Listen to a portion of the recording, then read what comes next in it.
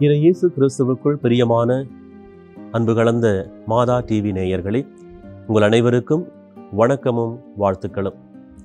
தினம் ஒரு திருப்பாடல் என்கிற இந்த அருமையான நற்செய்தி பகிர்வின் வழியாக உங்கள் ஒவ்வொருவரையும் சந்திப்பதிலே மிக்க மகிழ்ச்சி அடைகின்றேன். இன்றைய இந்த திருப்பாடல் தியானத்திற்காக நமக்கு கொடுக்கப்பட்டிருக்கக்கூடிய திருப்பாடல் எண் 34.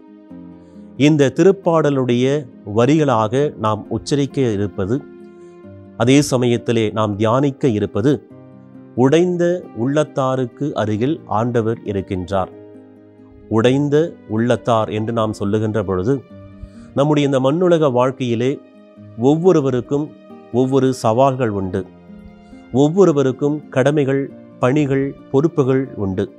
ஆகவே இதை நாம் செய்கின்ற பொழுது பல சமயங்களில் நமக்கு இந்த சவால்களின் நிமித்தம் துன்பங்கள் வரலாம், கவலைகள் வரலாம், வேதனைகள் வரலாம்.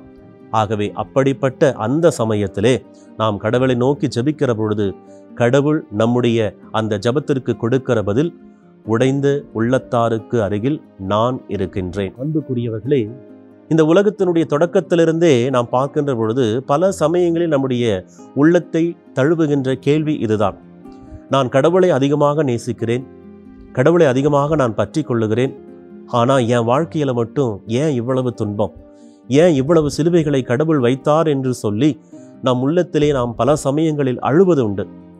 அப்படிப்பட்ட வேளைகளிலெல்லாம் கடவுள் நமக்கு சொல்லுகிற ஒரு அருமையான பதில், ஒரு அருமையான ஆசீர்வாதம் இதுதான்: உடைந்த உன்னுடைய உள்ளத்திற்கு நான் ஆறுதல் அளிப்பேன். எனவேதான் ஆண்டவர் இயேசு கிறிஸ்துவும் இப்படிப்பட்ட ஒரு அழைப்பை நமக்கு கொடுக்கிறார். சுமை சுமந்து சோர்ந்திருப்பவர்களே, எல்லாரும் என்னிடத்திலே வாருங்கள், நான் உங்களுக்கு இளைப்பாறுதல் தருவேன் என்று. ஆக நம்முடைய வாழ்க்கையிலே இந்த துன்பங்களை நாம் சந்திக்கின்ற பொழுது, கடவுளின் நிமித்தம் இந்த சவால்களை நாம் ஏற்றுக்கொள்ளுகின்ற பொழுது கடவுள் நமக்கு சொல்லுகிற பதில் இன்றைய நற்செய்தி பாடலில் வருகிற இந்த வரியாகத்தான் இருக்கும்: இதோ நீதிமான்கள் துன்பப்படுகின்ற பொழுது அவர்களுக்கு அருகில் நான் இருப்பேன், அவருடைய துன்பங்கள் முழுவதையும் நான் போக்குவேன் என்று கடவுள் உத்தரவாதம் கொடுக்கிறார். பொதுவாக ஒரு பொருளை நாம் வாங்குகின்ற பொழுது அதற்கு உத்தரவாதம் இருக்கிறதா, கேரண்டி இருக்கிறதா, வாரண்டி இருக்கிறதா என்றெல்லாம் பார்த்துதான் ஒரு பொருளை நாம் வாங்குகின்றோம்.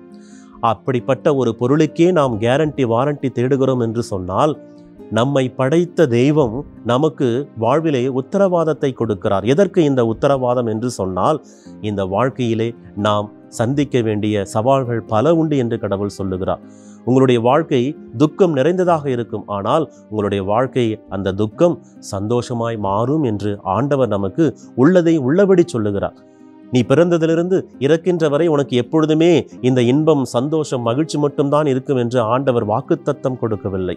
மாறாக உங்களுடைய துக்கம் சந்தோஷமாய் மாறும். உங்களுடைய சவால்கள் உங்களுக்கு இன்பத்தை கொடுக்கின்ற விதமாக, அதிலிருந்து நல்ல பாடத்தை நீங்கள் கற்றுக்கொள்ளுகின்ற விதமாக அது அமையும் என்று கடவுள் சொல்லுகின்றார்.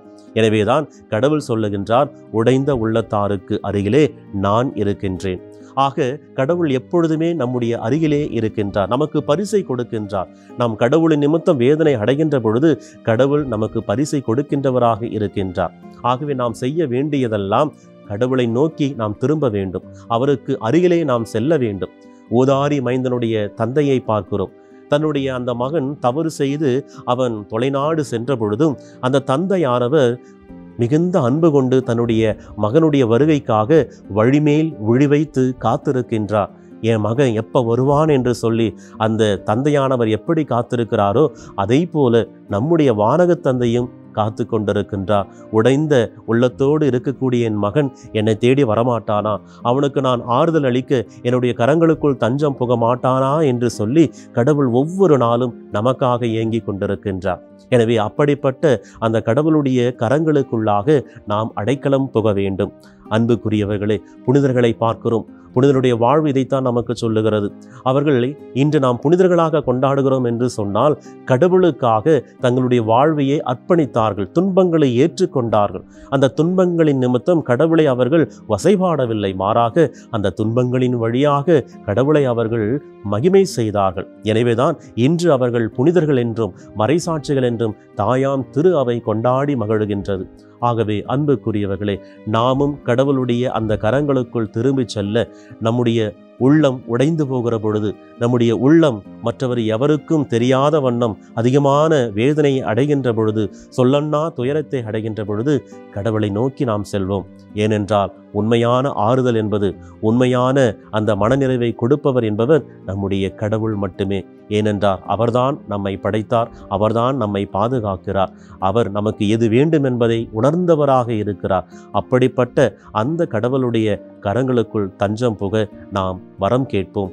உடைந்த நம் உள்ளத்தை தேற்றுகிற ஆற்றல், நம் அனைவருக்கும் இளைப்பாறுதலை கொடுக்கின்ற அந்த ஆற்றல் கடவுளுக்கு மட்டுமே உண்டு என்பதை உணர்ந்தவர்களாக கடவுளை நோக்கி நாம் மன்றாடுவோம், செபிப்போம்.